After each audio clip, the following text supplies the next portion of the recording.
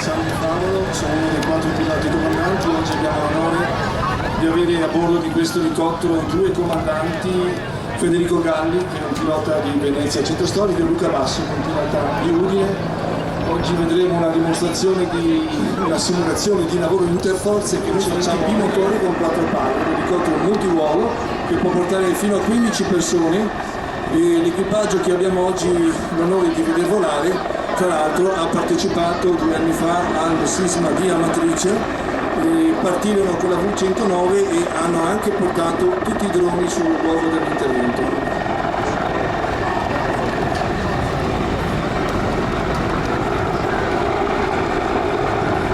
La manovra che stiamo vedendo accade spesso nel nord Adriatico, in quanto noi collaboriamo con la Guardia Costiera e stiamo vedendo la calata di un aerosoccorritore che ha anche una barella piegata, e la manovra molto, diciamo, non facile. La motovedetta deve mantenere una certa velocità di avanzamento in modo che il pilota ha un punto di riferimento ben preciso per calare il soccorritore.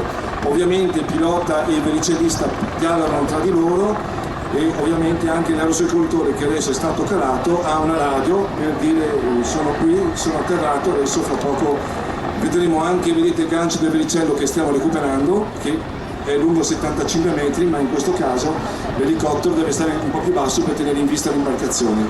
È una motovedetta molto piccola e spesso collaboriamo, ripeto, con loro quando ci sono naufragi oppure disastri in mare. C'è già successo anche di recuperare gente infartuata o bruciata, e appunto grazie all'uso dei nostri aerosoccorritori, che fanno parte dell'equipaggio fisso di volo, portiamo in tempi molto veloci in tutto il nord Adriatico. Ricordo che la nostra zona di competenza va da Ravenna fino a Trieste, in più fino alle acque internazionali, e da Venezia fino all'area di Barca. Ecco il secondo aerosoccorritore, è un SAF.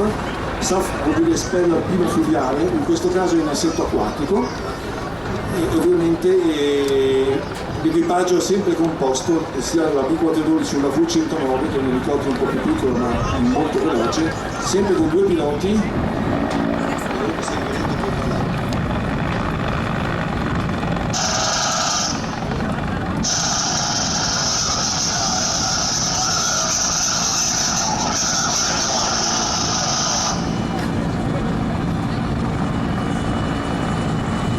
Adesso l'equipaggio si sta riposizionando per fare il recupero della barella. Quanti elicotteri disponiamo? Noi attualmente abbiamo in carico una V412 e una V109 Power, quindi una macchina più piccola, molto più veloce e versatile, però diciamo che la macchina da lavoro per fare questo tipo di manovre è questa, la V412 EP è l'ultima versione di Enhanced Power, è un elicottero che ha 3 ore di autonomia, 149 di VNE. Equipaggio, ripeto, 5 persone a bordo, 2 piloti, un tecnico e 2 aerosoccorritori fissi, però in caso di calamità possiamo portare i cinofoni, gli user, che sono i primi che vediamo ora, 412, in quanto tempo operativamente è pronto su richiesta di intervento? Per una chiamata noi siamo con materiali in 5 minuti, ovvero il pilota mette in moto, il copilota pianifica un attimo sul pad elettronico, noi massimo in 5 minuti siamo già per aria e quindi pronti a soccorrere le persone. Assolutamente velocissimo.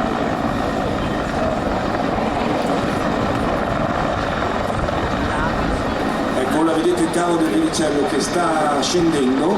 Ora assisteremo a una manovra molto complessa, che è la barella controventata, cioè il soccorritore che è sulla barca con la barella salirà una volta agganciatosi al cavo, mentre un secondo soccorritore che rimane sulla barca con il cavo effettuerà una manovra di controvento per impedire la rotazione e quindi girare la barella che potrebbe essere investita dal flusso rotore.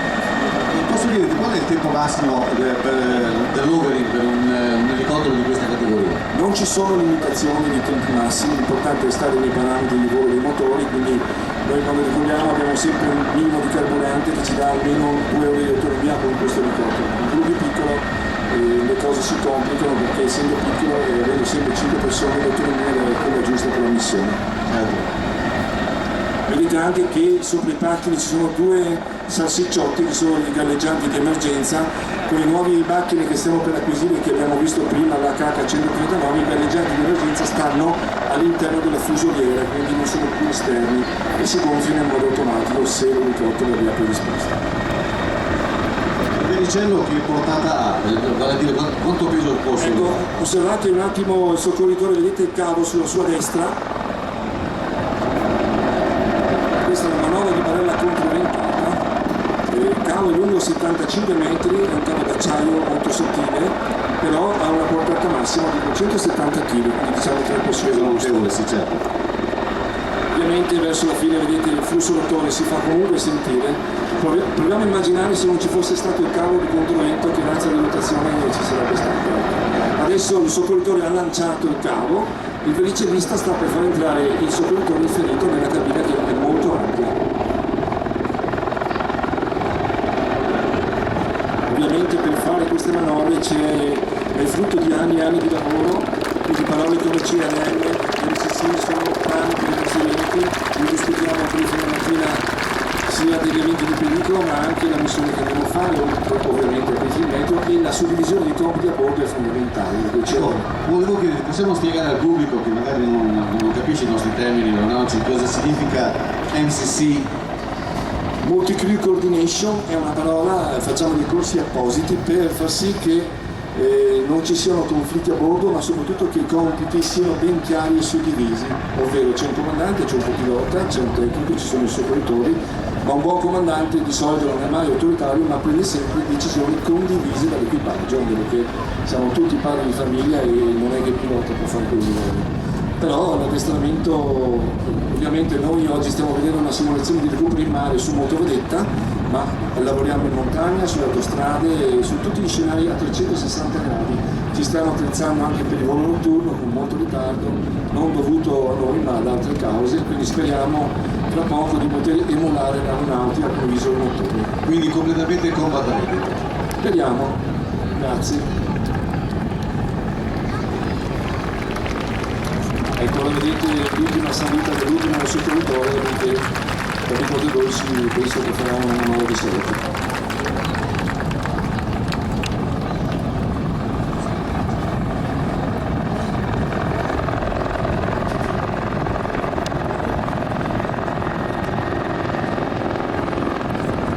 Ecco, io vorrei ricordare, non solo ringraziando il comandante Favero che è qui con noi, ma vorrei ringraziare anche l'equipaggio che abbiamo visto oggi, il capo equipaggio Federico Galli, il copilota Luca Basso, il tenente colonnello Pasquale Di Gioia che è il tecnico di bordo, il soccorritore Adalgiso del Favero e il soccorritore Sandro Cerri, che sono l'equipaggio del 412 del Corpo Aereo dei Vigili del Fuoco che vediamo qui oggi, al quale va il nostro applauso e la nostra sentita partecipazione per tutto il grande lavoro che i Vigili del Fuoco fanno per noi.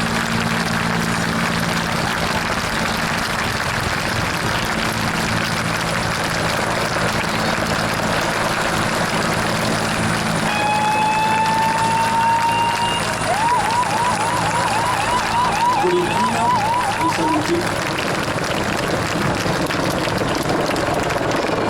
Grazie per il vostro tempo.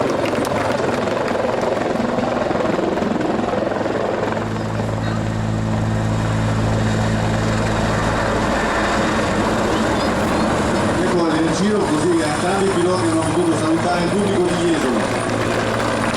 Grazie Alessandro, grazie ancora. Grazie a voi Esime, grazie a voi.